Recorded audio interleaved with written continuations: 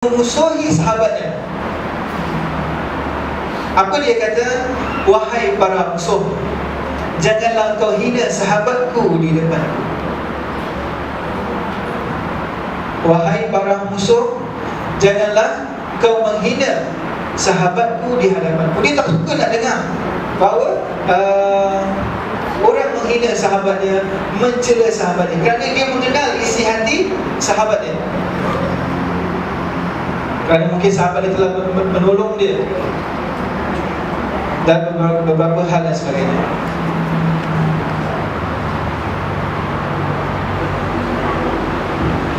Dan kata-kata hikmah daripada salah seorang ulama, teman yang baik adalah apabila kamu melihat wajahnya. Teman yang baik apabila kamu melihat wajahnya, kamu akan teringatkan Allah. Bukan kita tengok muka dia, kita ingat lain benda. Kita tengok muka dia, kita ingat nak pergi disco. Nampak muka dia, ingat dia buat bola. Atau tengok muka dia, ingat menu. Main bukan salah lah tapi itu dah sebagai satu kata tanda-tanda dia. Tapi tanda-tanda sahabat yang baik ialah apabila kita melihat wajahnya, kita teringatkan Allah Subhanahu Wa Taala, mendengar kata-katanya, menambahkan ilmu kita dalam syariat Allah Subhanahu Wa Taala, dan gerak-geriknya mengingatkan maut.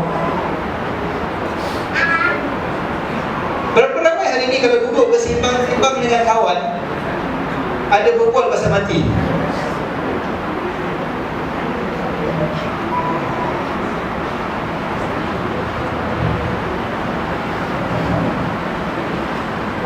Kalau kawan tu ajak berbual yang kurang berfaedah, kita ingatkan dia mati.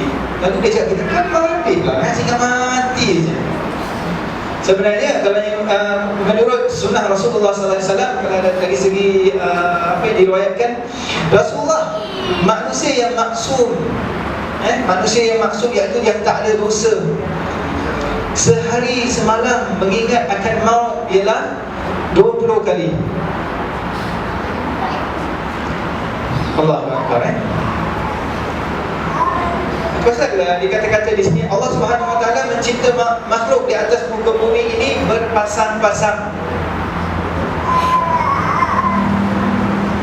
Begitu juga manusia pun berpasang-pasang.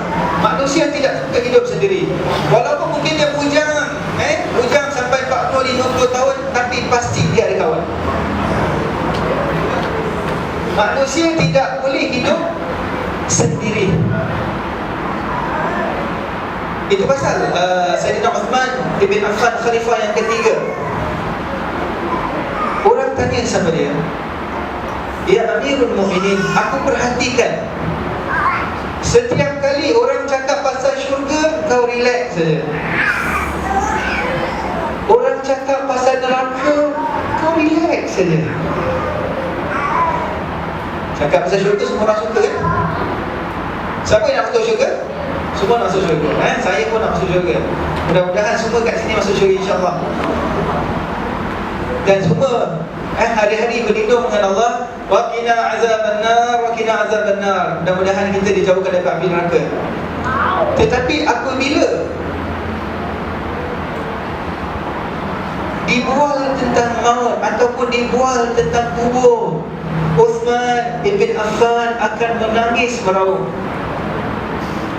So orang tanya sama dia, kenapa kan aku berbual pasal syurga kau diam, berbual pasal dunia kau diam, berbual pasal neraka kau tak menangis pun, tetapi berbual pasal kubur kau menangis terisak-risak. Apa jawab khalifah yang mulia ini? Dekat dunia aku ada kawan. Kalau aku ditakdirkan masuk neraka, aku ada kawan. Allahu Akbar. Aku kalau masuk syurga pun aku ada kawan. Tetapi kalau aku di alam barzakh, di alam kubur, aku bersendirian, aku tiada teman, aku takut. Allahu Akbar. Khalifah Uthman bin Affan yang telah dijanjikan Allah syurga. Betul Ustaz Al-Mubashir bil Jannah. Salah seorang daripada 10 Al-Asharah bil Mubashir bil Jannah, yang dijanjikan syurga sebelum mati. Di antaranya Abu Bakar, Umar, Uthman, Ali, Talha, Zaid bin Zaid dan sebagainya. Begitu takut berbual pasal mati. Beginilah tawaduknya seorang khalifah. Di antara hikmah Allah menciptakan manusia dari berbagai bangsa, warna kulit dan sebagainya. Apakah tujuan Allah menjadikan yang ada Arab, yang ada Cina, yang ada Melayu, yang ada Jepun dan sebagainya? Apakah tujuannya? Hari ini kat Facebook macam-macam ada kita boleh berkawan satu dunia pun. Twitter. Apakah tujuan kita? Lita'aruf. Dalam surah Al-Hujurat Allah cakap dia menjadikan manusia itu sebagai bangsa, berbagai bangsa, warna kulit dan bahasa, supaya kita berkenalan. Tidak ada satu manusia kecuali Rasulullah SAW dan para sahabatnya lebih mulia daripada yang lain. Tidak ada seseorang di sini lebih mulia dengan yang lain. Inna akramakum indallahi atqakum. Yang mulia di sisi Allah bukanlah bangsa Arab, bukanlah keturunan Rasul, bukanlah keturunan Al-Ansari, bukanlah keturunan English, British dan sebagainya, tetapi takwa kita kepada Allah. Inna akramakum indallahi atqakum. Yang mulia di sisi Allah adalah orang yang paling bertakwa. So, inilah ciri pertama yang kita nak cari sebagai sahabat.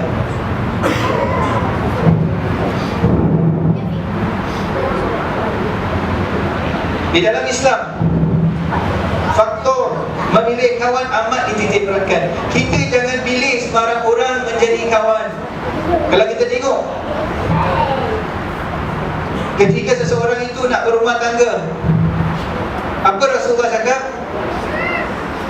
Kamu nikahi perempuan itu adalah kerana 4 perkara. Yang pertama kerana hartanya. Yang kedua kerana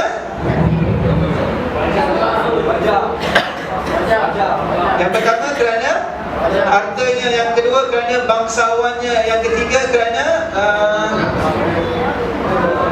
darjatnya, dan yang keempat adalah agamanya. Rasulullah suruh pilih mana? Agama. Jangan kerana cantik awak pilih tu perempuan tapi dia tak tahu sembahyang, dia tidak menutup aurat. So kita pilihlah perempuan itu. Kenapa? Dari awal kita nak jadikan anak kita, kita mula-mula pilih isteri yang baik. Islam titik beratkan kat situ, supaya isteri itu ketika dia mengandung anak dan sebagainya, masa dia menyusukan dan sebagainya, dia dapat mendidik anak yang di dalam perutnya dengan tarbiyah Islamiah. Hubungan persahabatan adalah hubungan yang sangat mulia, kerana Rasulullah SAW pun ada sahabat-sahabatnya. Dan sahabat-sahabat, saya nak ingatkan, mungkin ada setengah-setengah golongan yang melampau dalam Islam, menghina para sahabat Rasulullah SAW, terutama golongan Syiah. Kita golongan Ahlus Sunnah wal Jamaah bil manhaj salafus salih tidak boleh menghina sebarang sahabat Rasulullah, kerana mereka adalah pelita-pelita agama kita ini. Jasa mereka, pengorbanan mereka tidak ada tolok bandingnya dengan kita.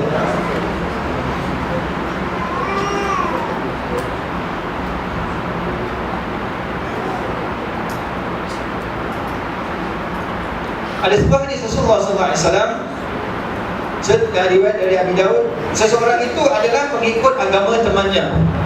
Oleh itu hendaklah seseorang itu meneliti siapa yang menjadi temannya. Hari ini kalau kat sekolah kadang-kadang kita tengok kalau ada grup yang suka ostracize ataupun bully certain grup budak-budak ni, mungkin ada kat sini faham apa saya cakap bully-bully semua. Kalau tak nak masuk geng dia ni, ataupun nak kena masuk geng dia kena buat sesuatu. Ini bukan ciri seorang sahabat. Kalau kita nak ikut sahabat yang baik, okey, di sini ada beberapa point yang just take note. Seseorang yang bijak pandai berpesan kepada seorang anak lelakinya. Ini adalah pesan Luqmanul Hakim kepada anaknya. Wahai anakku, sekiranya engkau berasa perlu untuk bersahabat dengan seseorang, maka hendaklah engkau memilih orang-orang yang sifatnya seperti berikut.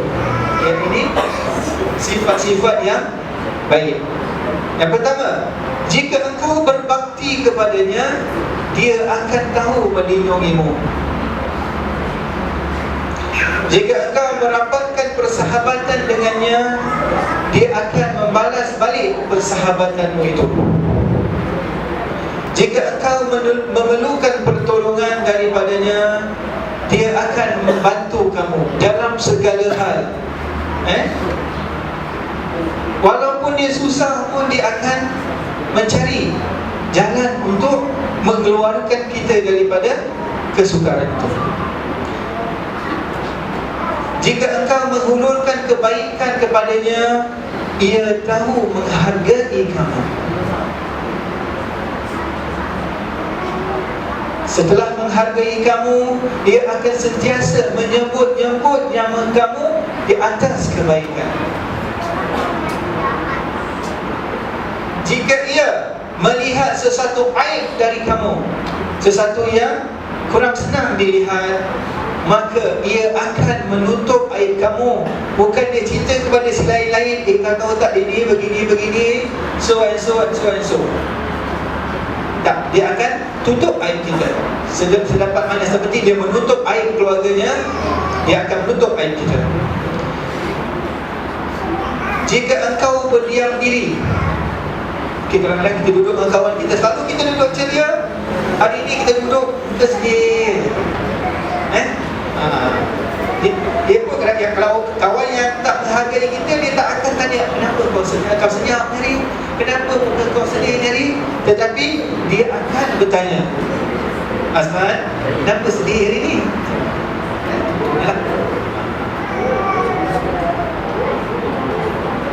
Dan dia akan berusaha untuk menggembirakan kita. Inilah sahabat. Allahu Akbar.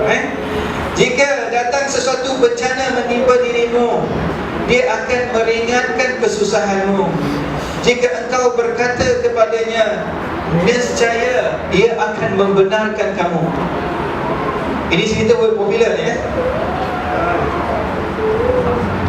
Sayyidina Abu Bakar, ketika Rasulullah SAW pergi Isra' wal Mi'raj, Rasulullah tidak bilang kepada dia nak pergi ke mana. Pada malam tu dia hanya menyuruh Sayyidina Ali untuk tidur di tempat tidurnya. Lalu baginda Isra' daripada Mekah ke Baitul Maqdis.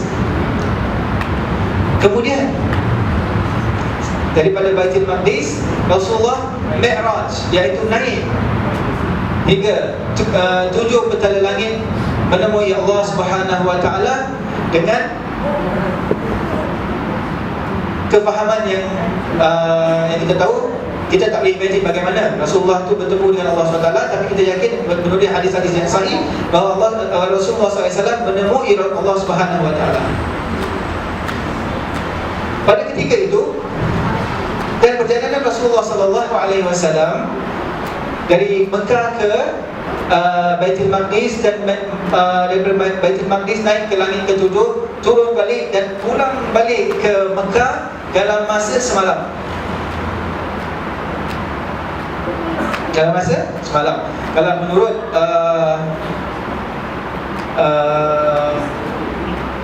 perjalanan ketika itu dengan unta, lebih kurang sebulan perjalanan daripada Mekah ke Baitul Maqdis. Dan perjalanan dari satu langit ke satu langit yang lain, menurut dua tafsiran di dalam Al-Quran mengatakan satu tu 1000 tahun, satu langit ke satu langit adalah 1000 tahun. Itu menurut perkiraan Allah SWT. Dan menurut kiraan kita adalah 50 alfa sanah. Betul Ustaz 50,000 tahun. Ini ada dalam surah Al-Ma'arij. Perjalanan satu langit ke satu langit 50,000 tahun daripada kiraan kita. Tetapi Rasulullah SAW membuat semua perjalanan itu dalam satu hari, dalam semalam saja. Bukan satu hari semalam, dalam semalam saja. Pergi lepas Isyak, balik sebelum Fajar. Dan ketika Rasulullah bertemu dengan para musyrikin Mekah selepas subuh, dia menceritakan perjalanannya. Dan ramai musyrikin Mekah ada kat situ, dan di situ adalah sahabat yang bernama Abu Bakar. Semua orang mendustakan Rasulullah SAW. Manakah Muhammad, kau gila, kau berjalan satu malam daripada Mekah ke Madinah? Semua orang mendustakan Rasulullah. Tetapi sahabat inilah, dia cakap, aku percayakan Muhammad. Sadaq. Dia berkata Muhammad itu berkata yang benar.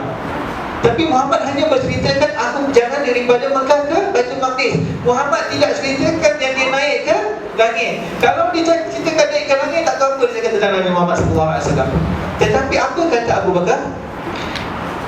Bukan setakat aku percaya perjalanan dia dari Mekah ke Baitul Maqdis, tapi kalau dia cakap dia naik ke langit sekalipun, aku akan percayakan dia. Inilah ciri seorang sahabat. Kalau dia kenal siapa kita, orang datang mendustakan kita, dia akan membenarkan kita. Dia tidak akan redha sahabatnya yang dikasihi itu didustai, dicerca oleh manusia-manusia yang buruk akhlaknya. Sebenarnya saya akan bawa satu cerita yang begitu menarik tentang Abu Bakar. Ketika mereka bersembunyi di Gua Hira. Kemudian, jika engkau merancang nak buat sesuatu, dia pasti membantu kamu. Apa saja kita nak buat, mesti dia bantu. Inilah ciri sahabat. Kemudian, ini ciri yang paling important. Kita tengoklah sebelah-sebelah kita, ada tak ciri ni di dalam sahabat kita? Jika kamu berselisih faham dengan dia, nescaya dia lebih dulu mengaku kalah, dia lebih dulu berbuat baik demi kepentingan persahabatan. Inilah ciri-ciri sahabat yang kita nak. Kemudian, dia membantumu menunaikan tanggungjawab serta melarang kamu melakukan perkara buruk dan maksiat. Tengok bola. Kamera. Tengok bola. Champions League kan. Champions League dia bangun pukul 2 pagi sampai pukul 5. Lepas tu subuh dia tinggal. Kalau sahabat yang baik, dia telefon. Ali bangun Ali, tak nak panggil Azman ke main ke Ali bangun Ali, dah subuh. Sahabat yang baik dia akan ingat. Tak salah kita nak tengok bola dalam Islam. Kalau kita tidak membazir waktu tu kita gunakan dengan sesuai, bertujuan riyadhah dan sebagainya, tak salah. Tapi kalau bangun malam tu, jangan lupa sembahyang malam dulu. 2 rakaat sembahyang malam, paling kecil 2 rakaat dan 1 rakaat tu witir. Lepas tu nak tengok Champions League, boleh tengok Champions League. Siapa tengok Champions League kat sini? I see. Okey. Ustaz sampai pukul Ustaz? Okey, kemudian di sini dia cakap hati-hatilah dan tinggalkanlah sahabat yang berikut ni. Tadi kita tengok sahabat-sahabat yang baik.